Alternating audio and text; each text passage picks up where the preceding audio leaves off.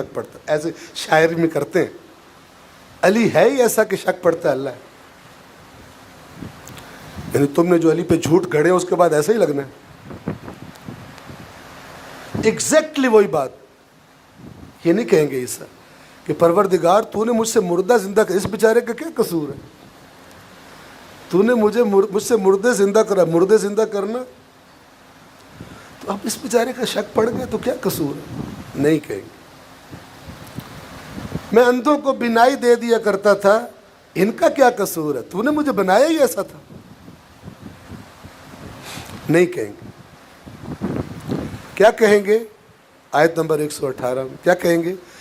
فرمائیں گے ان تعذبہم، اگر تو انہیں عذاب کرے، فإنہم عبادک، تو یقیناً تیرے بندے، میرے بندے تھوڑی. فارغ شفاعت حضرت عیسیٰ پر ظلم ہوئے، ان کی امت بخشی جائے گی. اللہ کو دشمنی ہے عیسیٰ سے. عیسیٰ مارے کھائیں تاکہ تمہاری بے ایمانیاں بخشی جائیں. یہی نظریہ بعض لوگوں نے امپورٹ کیا تشیع میں.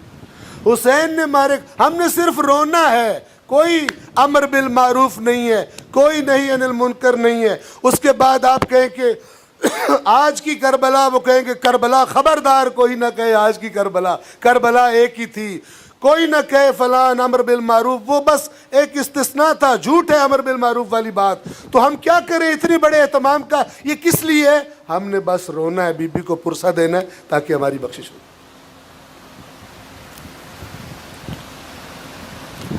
بہت بڑا اور بھیانک خنجر گھونپا گیا امام حسین کی زحمات کی پشت میں.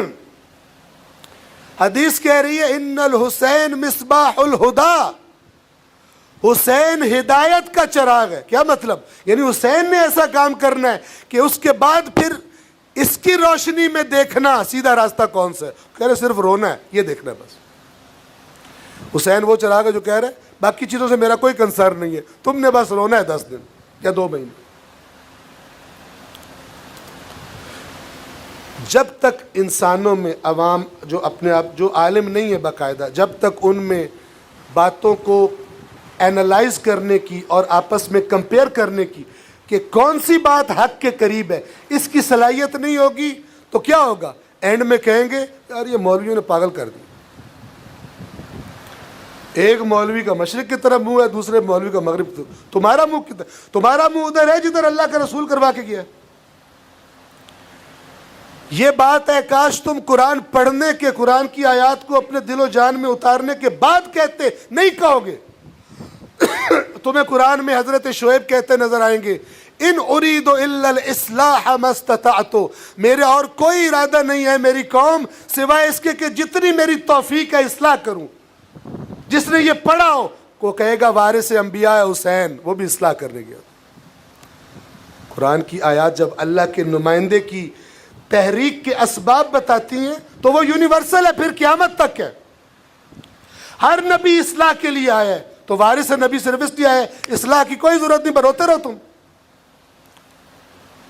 اسی قسم کی تعریف یہودیوں کے پیسہ خور علماء نے کر کر کے یہودی قوم کا بیڑا کا غرق کیا تھا کہ حضرت موسیٰ کا نام بہت تھا لیکن حضرت موسیٰ کی تعلیمات ختم ہو گئی تھی. اور جب اللہ کے نبی آئے اور انہوں نے حقیقت وہی باتیں کی، حقیقی دین کی جو حضرت موسیٰ بتا کے گئے تھے، لیکن انہوں نے تو اور گھڑی ہوئی تھی، ان کے عقیدے تو اور تھے. بجائے نبی کو ماننے کے بدترین دشمن نبی کے بن. اتنا بغض رسول اللہ کا کہ مکے کے کافروں کو کہتے تھے یار تم پھر بھی بہتر ہو، یہ بندہ تو بالکل گمراہ ہے رسول اللہ کو. حالانکہ جانتے تھے کہ اس کی باتیں ملتی جلتی ہیں، قیامت کو یہ مانتا ہے، یہ نہیں مانتے فلان.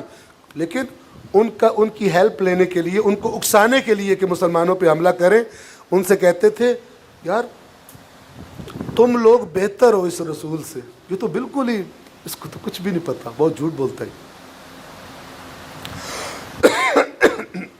قرآن کریم کی امپورٹنس. ہر معصوم، کسی معصوم پہ جھوٹ گڑا جائے، اس کے نام پر نظریہ کوئی بنانے کی کوشش اور قوم کو دینے کی کوشش کی جائے، ضروری ہے کہ قبول کرنے سے پہلے اللہ کی کتاب کے سامنے پیش کیا جائے. آیا اللہ کے کسی نمائندے کے بارے میں قرآن نے یہ کہا ہے کہ میرے بعد بس یہ رسم ادا کرتے رہنا، پھر میں جانوں تو تمہاری بخشش جانا. بلکہ قرآن نے تو الٹا کہا ہوا. یہودی کہتے تھے ہم ابراہیم کی اولاد، وہ عظمتوں والا ابراہیم، ہم تو یعقوب کی اولاد ہیں، ہم تو اسحاق کی اولاد ہیں. اللہ نے ان کو کہا وہ لوگ تھے جو گزر گئے، جو کام انہوں نے کیے تھے ان کا فائدہ ان کو ہوگا، اور تمہیں ان کا فائدہ ہوگا جو تم کر رہے ہو، اور جو وہ کرتے تھے تم سے نہیں پوچھوں گا. پڑھے قرآن. یعنی تمہارا اللہ کے بندوں سے، اللہ کے نمائندوں سے کیا لنک ہونا چاہیے؟ جو ہدایت تمہیں دے کے گئے اسے فالو کرو، نہ کہ ہدایت کو فالو نہ کرو، ان کی تعریفیں کرتے رہو کہ ان کے صدقے ہم نے نکلنا ہے. تحریف ہے دین میں اور یہ تحریف ممبر پہ عام بکتی.